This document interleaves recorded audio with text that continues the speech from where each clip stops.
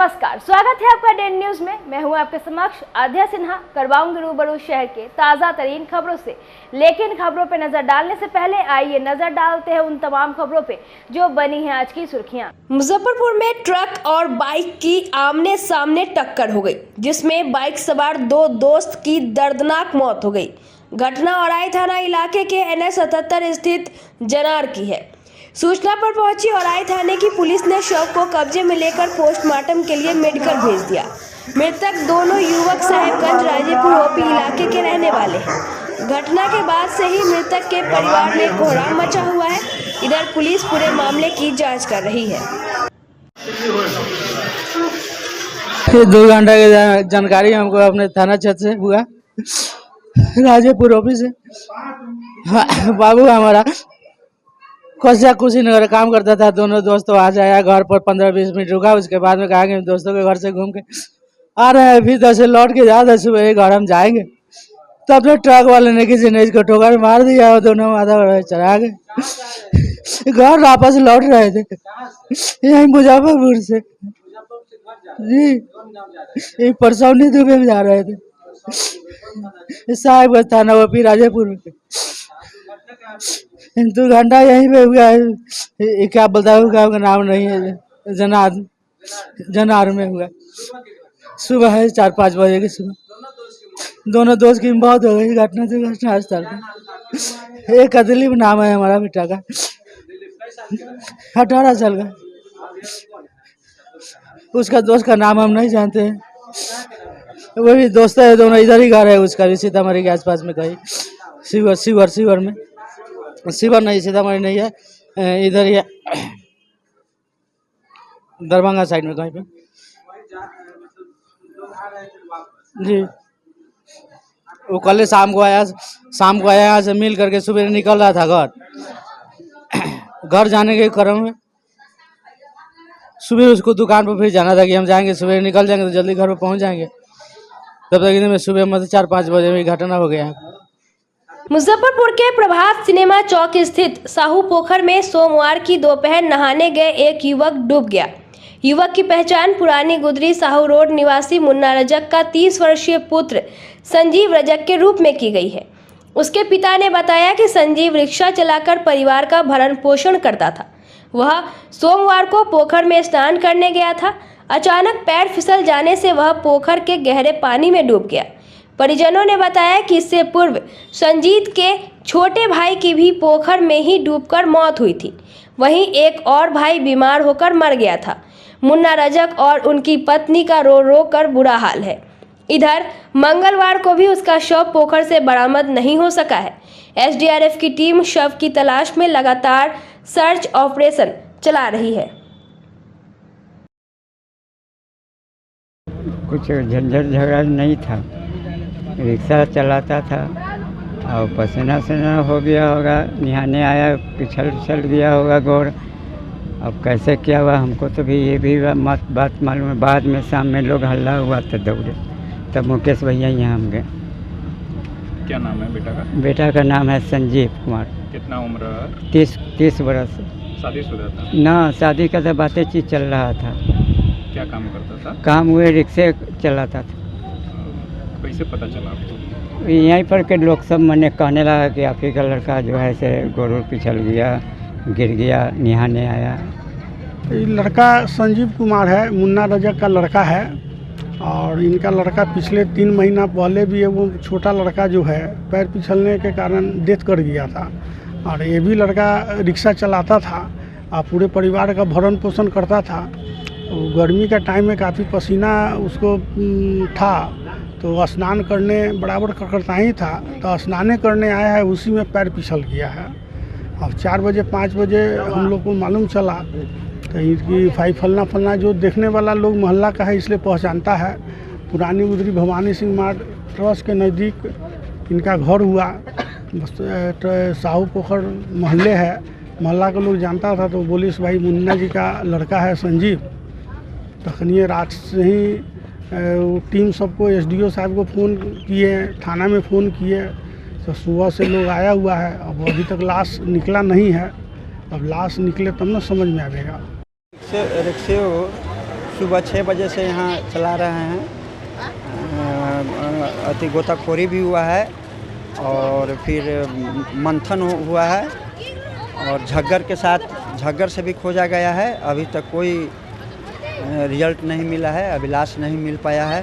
हम लोग बहुत प्रयास किए हैं। हम लोग SDRF I-1 टीम मुजफ्फरपुर के टीम है। कब डूबा था? ये सुबह कल सा? हाँ, कल सुबह 6 लोग यहाँ के लोग यहाँ के जनता से पूछे जाने पर बोले कि 6:05 में यहाँ डूबा है। सभी लोग देखा है और जिस स्थान पर डूबा है लोग बताए हैं, उसी स्थान पर हम लोग मंथन और रेस्क्यू कर रहे हैं और अथक प्रयास करने के बाद अभी हम लोग 6:30 होने जा रहा है। अभी तक कोई हम लोग का नहीं मिल पाया है, सफलता नहीं मिल पाया है। हाँ, अभी अभियान चालू है। अभी कुछ देरी अभियान चालू रहेगा। हम लोग 7 बजे तक अभियान रखेंगे, कहीं मिल जाए। कर्ज लेना कभी कभी लोगों को काफी महंगा पड़ जाता है। उन्हें कई कठिनाइयों का सामना करना पड़ता है, लेकिन हद तो तब हो गई जब कर्ज में फंसे एक पिता को उसकी बेटी घर से उठा लेने की धमकी दी गई। वह बेचारा इस बात को सहन नहीं कर पाया और उसकी हार्ट अटैक से मौत हो गई। घटना मुजफ्फरपुर के सकरा प्रखंड के सिराजाबाद गांव की है, जहां 6 लाख रुपए कर्ज के भंवर में फंसे आइसक्रीम विक्रेता मोहम्मद अकबर अली ने 2 बेटियों की शादी व अन्य कामों के लिए एक कर 7 कंपनियों से 6 लाख रुपए का कर्ज ले रखा था। 2 बैंक से 1,31,000 रुपए, एक और बैंक से 2,20,000, एक सर्विसेज लिमिटेड से 35,000, एक समूह और कंपनी फाइनेंस लिमिटेड कंपनी अन्य से करीब 6 लाख का लोन ले रखा है। इसे चुकाने के लिए फाइनेंस कर्मी प्रताड़ित करते रहते हैं। सोमवार को भी फाइनेंस कर्मी 6,000 रुपये लेने आए थे। मोहम्मद अकबर अली के छोटे बेटे अनवारुल ने बताया कि हर दिन कंपनियों के कर्मी कर्ज वसूलने आते थे, धमकी देते थे कि कर्ज नहीं चुका सकते तो अपनी बेटी को ही हमें दे दो, हम उसी से कर्ज वसूल लेंगे। बेटी को पकड़कर कहते थे कि तुम चलो ऑफिस में, हम पैसा चुका लेंगे, बकरी बेचो या खून बेचो, लेकिन पैसे का जल्द भुगतान करो वरना तुमको नहीं छोड़ेंगे। इतना ही नहीं, वे लोग बेटी की इतनी बेइज्जती करते हैं कि एक लाचार बाप ये बर्दाश्त नहीं कर पाया और उसे हार्ट अटैक आ गया। घटना को लेकर थाना अध्यक्ष राजू पाल ने बताया कि फोन पर सूचना मिली थी कि परिजनों ने पोस्टमार्टम कराने से इनकार कर दिया। यदि आवेदन मिलता है तो कार्रवाई की जाएगी। जहाँ से जो नहीं तो हमको मम्मी के कह रहा था कि चलिए मेरा साथ। आपकी मम्मी को कह रहा था जो आप मेरे साथ चलिए। मेरे साथ चलिए। हम उनका लड़के हैं, हमको कह रहे थे वो कि आप उनका लड़के है ना, आप उपाय करके दीजिए ना तो मेरा साथ चलिए, गाड़ी पर बैठिए, चलिए मेरा साथ। आपको भी कह रहा था ब्रांच चलिए। कहाँ जा ब्रांच जाने के लिए बोला? हाथ पकड़ के आप लोग से वसूली करेंगे, आप चलिए। अगर आपके गार्जियन नहीं दे रहे हैं, आपकी मम्मी पापा उठाए हैं तो आप चलिए, हम आपसे वसूली करेंगे। आपको ब्रांच पर चलना होगा। आपको कहा था? जी, हम लोग को बोला जो आपसे वसूल करेंगे। हाँ, हम आपसे वसूली करेंगे। नहीं लेकिन हम क्या नाम था सर का? कुछ जानकारी है? उस सर का नाम अब मीटिंग के वजह से सर आए, ठीक जे से बोल के डायरेक्ट बोले जो आपके घर पर लाश रहेगा तो ये पैसा लेके जाएंगे, खून बेच के देना होगा, बकरी बेच के देना होगा। मेरा बहन को कहे आपको चलना होगा, अम्मी को बोले चलना होगा। इस कोई बात ब्रांच में चलिए, हम सधा लेंगे। हाँ, ऐसे बोल रहा था। इस तरह का उस सर का नाम क्या है? नाम तो हमको उतना नहीं मालूम है। अच्छा, इसका ऑफिस कहाँ पे है? ऑफिस है सकरा में। सकरा ब्लॉक गेट पे या वही पर वाला बाजार में? अच्छा, कितने फाइनेंस से पैसा लिए हुए हैं? कितने फाइनेंस से लिए हुए हैं? 5-6 ब्लॉक सकरा बाजार नहीं, ब्लॉक गेट है फाइनेंस से 7 फाइनेंस से पैसा लिए हुए। अच्छा, पैसा का क्या किए हैं? पैसा लेके जैसे बहन थी, बहन का शादी उदी हुआ है या कुछ, जैसे कितने भाई बहन है? काम कितने भाई बहन है? होता है खाना उसमें लगा है। घर में कमाने वाले कितने लोग थे? घर में कमाने वाले हम पिताजी। कितने भाई बहन है आप लोग? 5 भाई बहन है। तो जिसमें से कितने बहन का शादी हो गया? तीनों का हो गया। तीनों बहन का शादी हो गया। भाई का भी हो गया है। जय कन्हैया लाल की के जयकारे से सोमवार की देर रात पूरा मुजफ्फरपुर गूंज उठा। श्री कृष्ण जन्मोत्सव को लेकर मठ, मंदिर, ठाकुरबाड़ी और घरों में विशेष तैयारी रही। भगवान का भव्य श्रृंगार कर विशेष पूजा अर्चना की गई। हरिसभा चौक स्थित मुरली मनोहर राधा कृष्ण मंदिर की आभा मथुरा जैसी प्रतीत होती रही। यहाँ बड़ों से लेकर बच्चे तक बाल गोपाल की भक्ति में डूबे रहे। वहीं इस बार चांदी के झूले में राधा कृष्ण को झूलने के लिए होड़ मची रही। पंडित रवि कुमार झा ने बताया कि श्रद्धालुओं ने नकरत की डाली, कमल, गेंदे की माला और प्रसाद अर्पित कर भगवान की पूजा अर्चना की। शाम 4 बजे भगवान का महाश्रृंगार किया गया। इसके बाद बाल गोपाल को चांदी के झूले में झुलाया गया। साहू पोखर स्थित फलहारी बाबा मठ में श्रद्धालु भगवान श्री कृष्ण को झूला झुलाने के लिए अपनी बारी का इंतजार करते रहे। महंत पवन दास ने प्रसाद वितरण किया।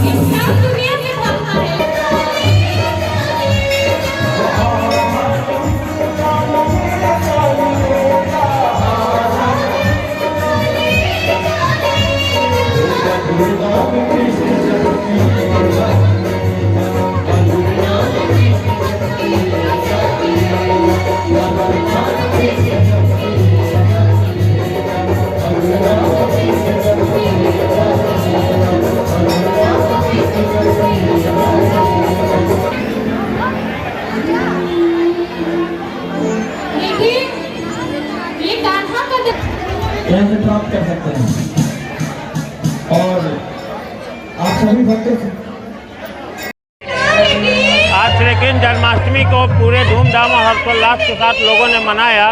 सभी लोग सुबह प्रातः काल से ही मंदिरों में आने का कार्यक्रम शुरू हो गया और लोग सब आकर और सभी लोगों का दिन रात आना जाना कंटिन्यू रहा। इसमें लोगों ने आकर भगवान का दर्शन किया, भगवान को झूला झुलाया, भगवान को नरकट की डाली चढ़ाई बांसुरी के स्वरूप में, भगवान को प्रसाद भोग लगाया, 56 भोग भगवान को लगाया गया।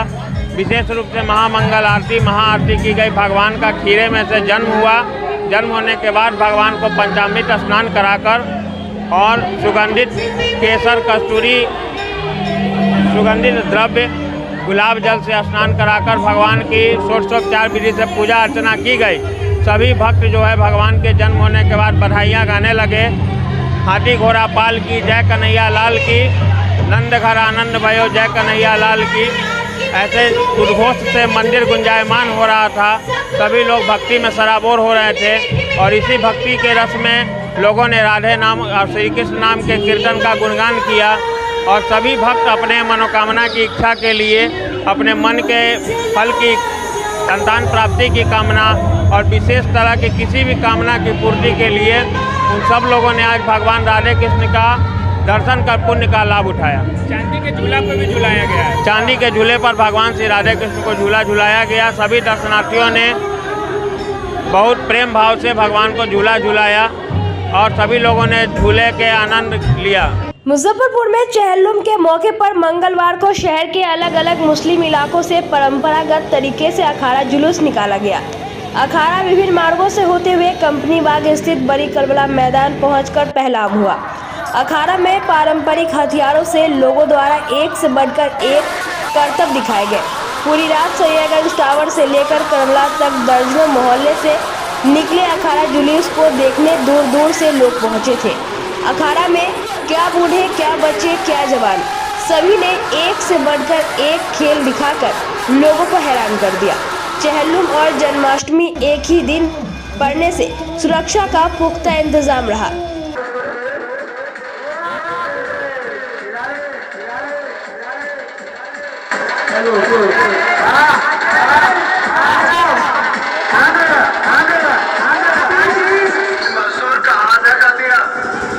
लोहा पिघलाकर उसका आकार बदल देता है। ये ताकत खून पसीने से कमाई हुई रोटी की है। मुझे किसी के टुकड़ों पर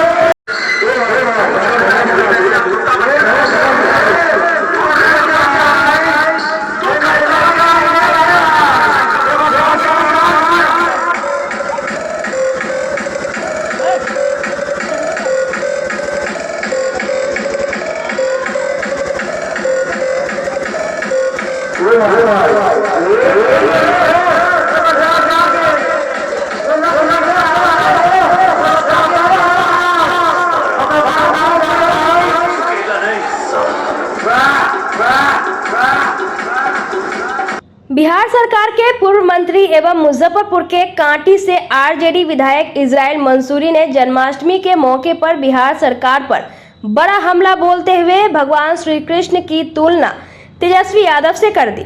इजराइल मंसूरी ने कहा कि भगवान श्री कृष्ण जी का अवतार तब हुआ जब धरती पर घोर अन्याय पापियों का आतंक से चल रहा था, लोगों पर जुल्म हो रहे थे, सभी जगह अधर्म ही अधर्म फैला हुआ था।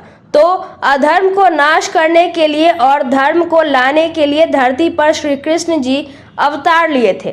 ठीक इसी तरह पूरे बिहार में अपराध, हत्या, लूट, बलात्कार हो रहा है। बिहार के धरती पर पाप बढ़ गया है।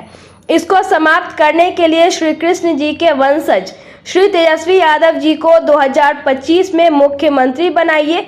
वो अपराधियों, बलात्कारियों, गुंडे को खत्म कर देंगे।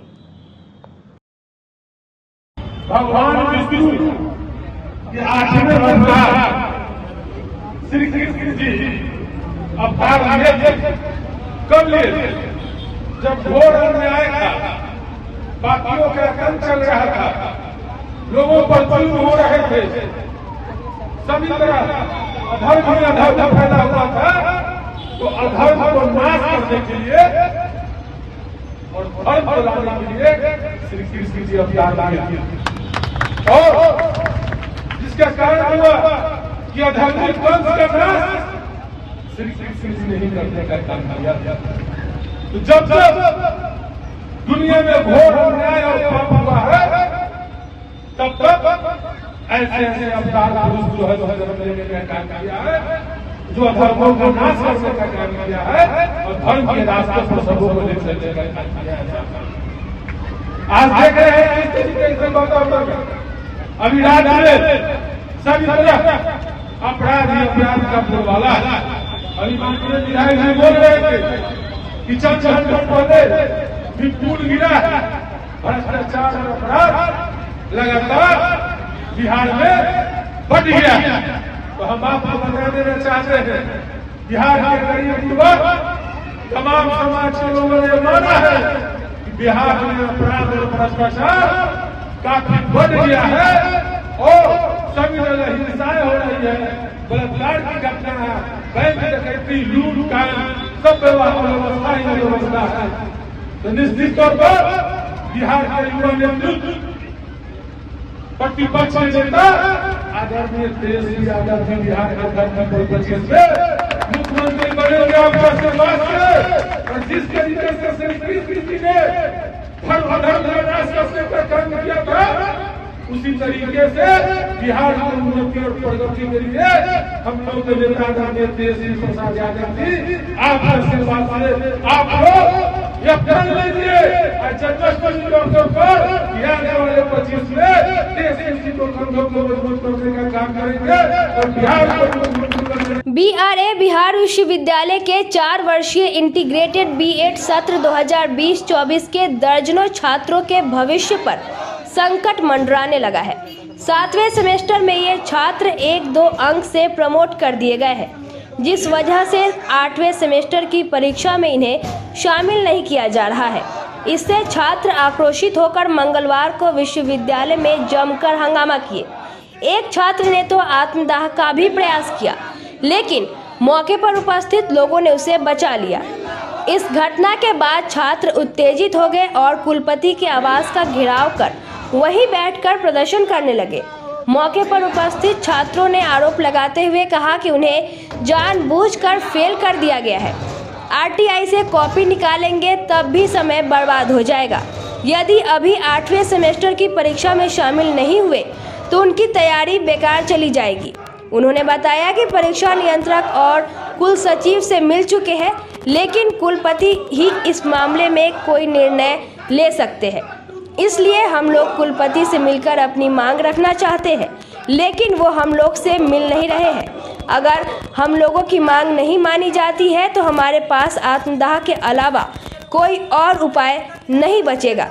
बता दें कि 27 अगस्त से 8वें सेमेस्टर की परीक्षा शुरू हो रही है, जिसमें शामिल करने के लिए छात्र 3-4 दिनों से आंदोलन कर रहे हैं।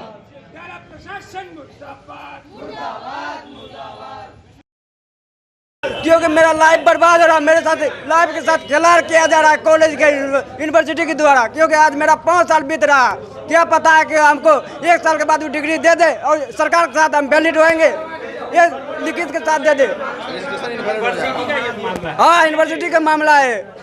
आपको प्रमोट कर दिया गया है? हाँ, प्रमोट कर दिया गया। कितना बार प्रमोट किया गया है? 2 बार किया, इस लगा के 2 बार हो रहे हैं, 3 बार तो कर दिया गया, लेकिन इस बार अब की बार लास्ट मेरा चांस है। आप क्या दिक्कत हो रहा है अभी आपके साथ? अभी मेरे साथ की दिक्कत हो रहा है सर, हम इस 5 साल बीत चुका है, इस 6ठा साल चल रहा है। उसके बाद अगर 6 साल में डिग्री नहीं क्लियर हुआ, रजिस्ट्रेशन मेरा बर्बाद हो जाएगा, कैंसिल हो जाएगा। उसके बाद हम सरकार को मुंह दिखाने लायक नहीं रहेंगे। हम क्या गारंटी है? क्या गारंटी है फिर से हम पढ़ पाएंगे, इस सब B.Ed कोर्स कर पाएंगे हम? मेरा पिता एक बोरा ढो के देने वाला किसान है, बोरा मजदूर है, कि बोरा उठा के हमको यहाँ तक पहुँचाया है आज, और हम सीटेट क्वालिफाई है। आपको क्या लग रहा था?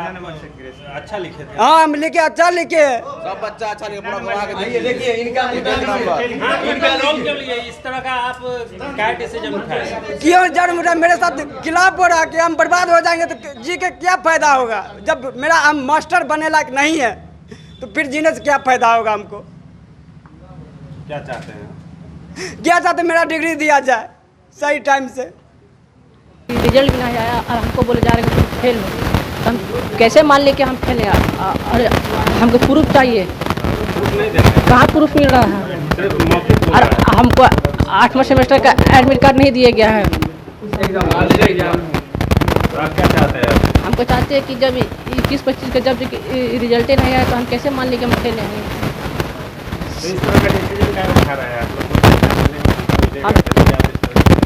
छठा सेमेस्टर, 7वां सेमेस्टर सब पास है, फिर 8वां सेमेस्टर में हमको एडमिट कार्ड नहीं दिया गया है। आज एग्जाम है क्या? जी हाँ, आज एग्जाम नहीं दिया गया है। हिंदी पेडागोजी में हमको 30 पेज लिखे हैं, वो बोला जा रहा है कि फेल है। किस हिसाब से हम फेल हैं?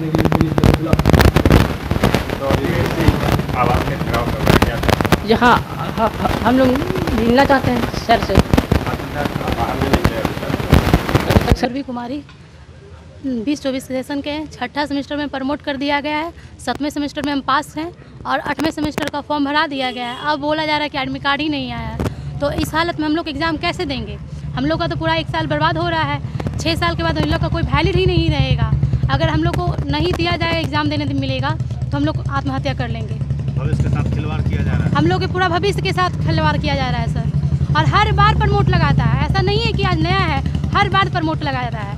4th सेमेस्टर में भी हुआ है कि आपका प्रमोट है, फॉर्म भरे हैं, फिर जब एग्ज़ाम देने के टाइम आया, एडमिट कार्ड देने के टाइम आया, उस टाइम बोला जा रहा है नहीं आप पास हैं। ऐसा किया गया है। कॉपी दिखाया गया है। कॉपी नहीं दिखाया गया, हम लोग को कॉपी दिखाया ही नहीं जा रहा है।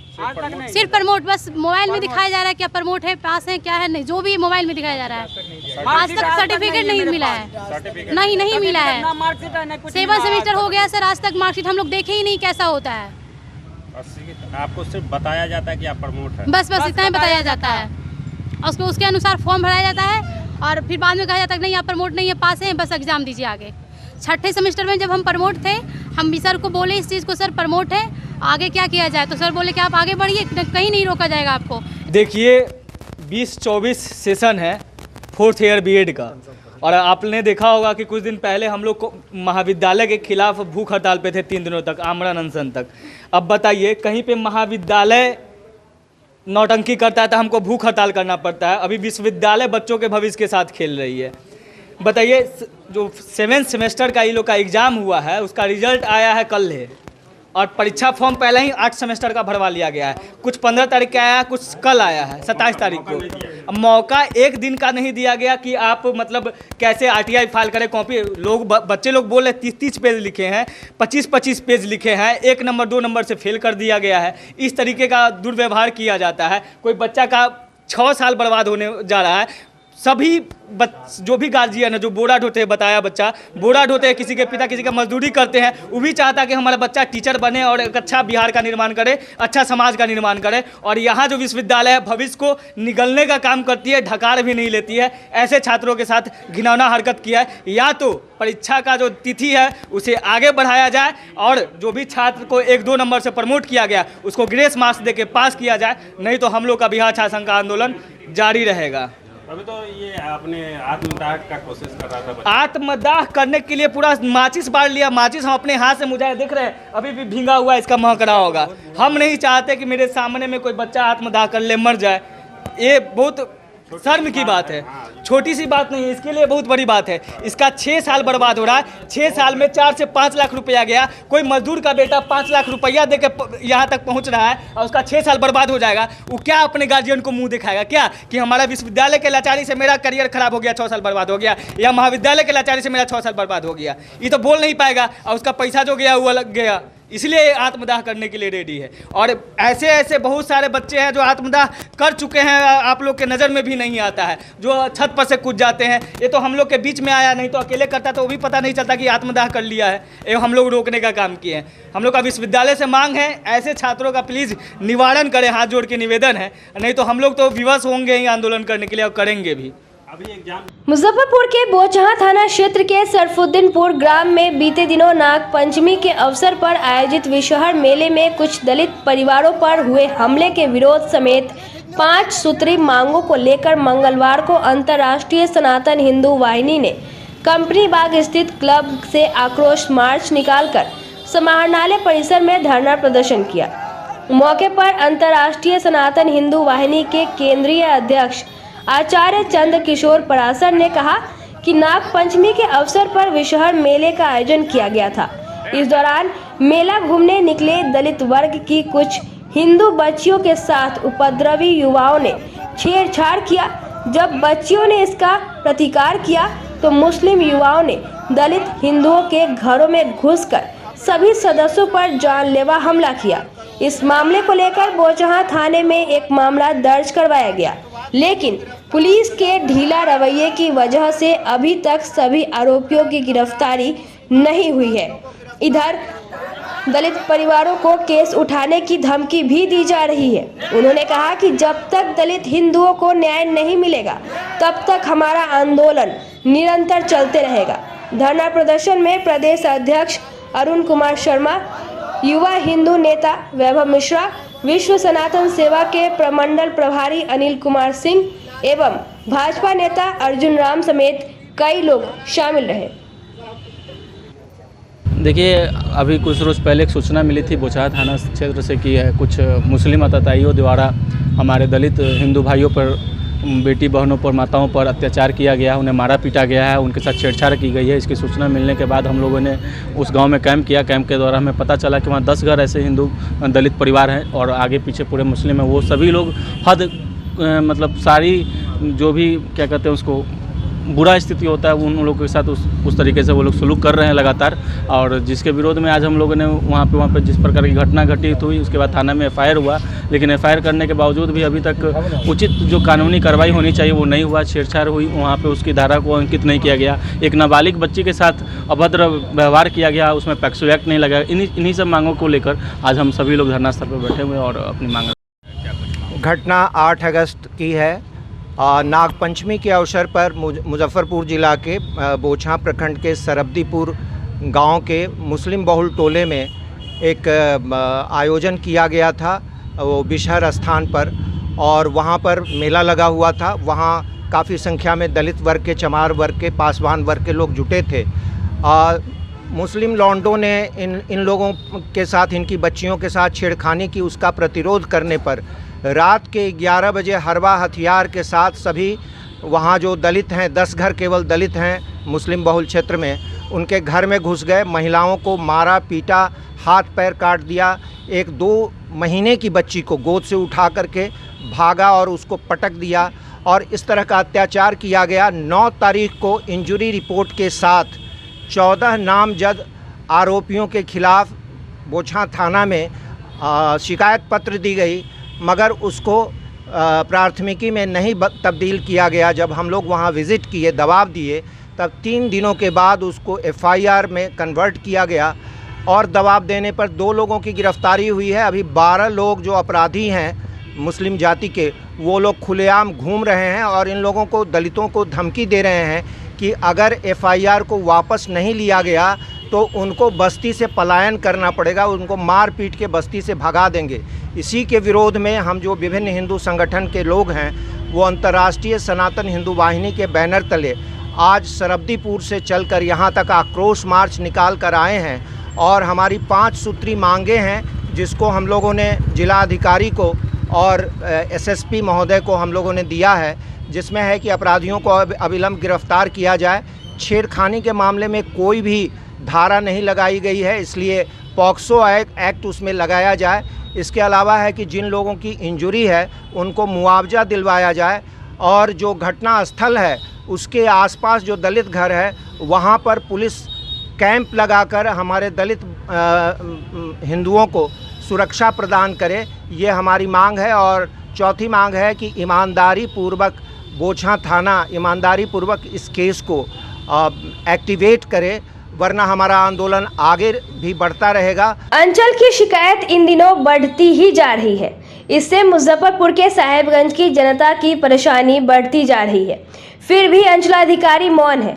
नगर के मुख्य पार्षद पति जितेंद्र प्रसाद गुप्ता के अनुसार अशोक चौक अवस्थित पुराने एक पीपल का पेड़ काफी सूख कर जर्जर हो गया था।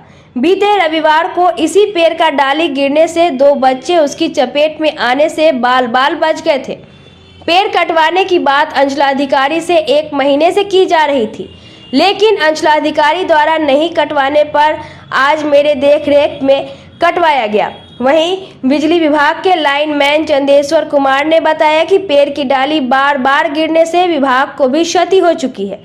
आपको बता दें कि जितेंद्र प्रसाद गुप्ता ने किरान व ट्रैक्टर के साथ मजदूरों का सहयोग लेकर अपने निजी खर्च से पेड़ को कटवाया। इस सामाजिक कल्याण की काम को देख लोगों ने गुप्त की प्रशंसा की और कहा अपने जनहित में सराहनीय काम किया है। इस पेड़ को से बहुत नुकसान बिजली विभाग को हुआ है। जब से पहले बार एक रेल पोल गिर गया, इसी पर गिर गया, तार टूट गया, तो फिर दूसरा पोल हला है, उसके वजह से काम हुआ। फिर केबल 3 बार टूट गया। जब पेड़ का डाली टूटता है, पेड़ गिरता है, उससे बिजली विभाग को नुकसान होता है। इसके वजह से इससे बार बार नुकसान होता है। इसकी वजह से कई बार सीओ साहब को कहा गया से इसको पेड़ को कटवाइए, पेड़ को कटवाइए। आज जा कर के अध्यक्ष जी को कहा गया है, तब जा कर के एक्शन लिए हैं, इस पेड़ को कटवा रहे हैं। तो उसके हम लोग भी सहमत हैं यहाँ। इसलिए जो बिजली की निगरानी में रखते हुए लाइन बंद कर करके पेड़ को कटवाया गया है। हाँ, निगरानी में, हम लोग के निगरानी में रख करके, हाँ, जो भी अध्यक्ष जी करवाए हैं वो अपने घर से करवाए। पहले भी पेड़ का डाली गिरा। हाँ, पर 2 दिन पहले पेड़ के डाली गिरा है, उससे 2 बच्ची बच गई एक्सीडेंट होने से।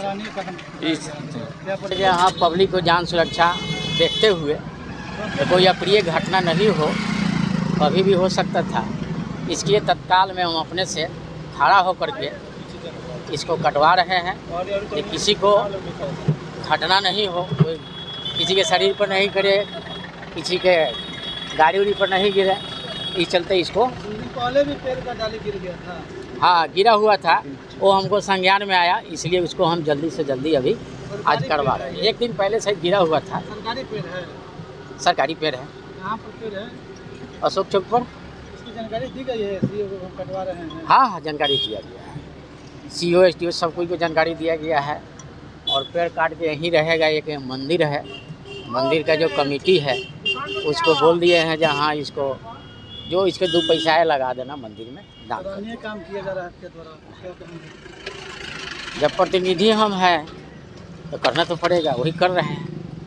ये हमारा फर्ज है, फर्ज निभा रहे हैं। अपने निजी खर्च से ये सब कर रहे हैं, किरान वगैरह, ट्रैक्टर? हाँ, निजी खर्च से। उसके बावजूद भी इसको जो भी इसमें से लकड़ी निकलेगा मंदिर में दान दिया जा रहा है। यहाँ से कहीं लकड़ी जाएगा नहीं, मंदिर में इसको लगा दिया जाएगा। आपके तरफ बहुत कम होते हैं लोग, जो सामाजिक लोग। तो बात सही है, लेकिन अब हम जो हैं वही ना हम अपने बताएं। ऐसे भी लोग हैं जो घटना के बाद आते हैं, लेकिन आप घटना का पहले ऐसा कदम किए, सराहनीय कदम किए। हाँ, कल के पेपर में हम देखे थे, ये इस पर एक ठो डहनी गिर गया था जिससे 2 बच्ची बच गई थी। मुजफ्फरपुर के गौशाला रोड स्थित बागेश्वरी मुख बधिर आवासीय विद्यालय के प्रांगण में इनर व्हील क्लब का जागृति एवं बागेश्वरी दिव्यांग सहजन सेवा संस्थान के संयुक्त तत्वाधान में बड़े धूमधाम से कृष्ण जन्मोत्सव मनाया गया। उद्घाटन क्लब की आईपीपी हेमा ठाकुर व अध्यक्ष स्मृति बाला एवं विद्यालय के निदेशक संजय कुमार ने केक काट कर किया। मुख बधिर बच्चों ने कृष्ण एवं राधा के वेशभूषा में नृत्य कर सभी दर्शकों का मन मोह लिया। वहीं इस दौरान मुख बधिर छात्र छात्राओं द्वारा कान्हा के बालपन पर आधारित नाटक भी प्रस्तुत किए गए। मौके पर राजू कुमार, मालती देवी, नीतू कुमारी, संतोषी कुमारी, वैष्णवी कुमारी, नेहा कुमारी, अनुपमा श्रीवास्तव व अमन कुमार मौजूद रहे।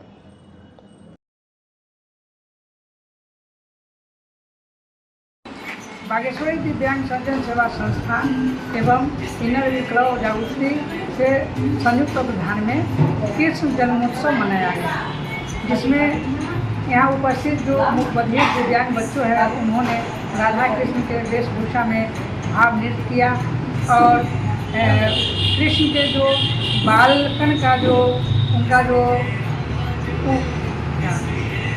आज के लिए बस इतना ही। कल फिर मिलेंगे कुछ नई खबरों के साथ। तब तक मुझे और मेरे पूरे न्यूज़ टीम को दीजिए इजाजत। नमस्कार।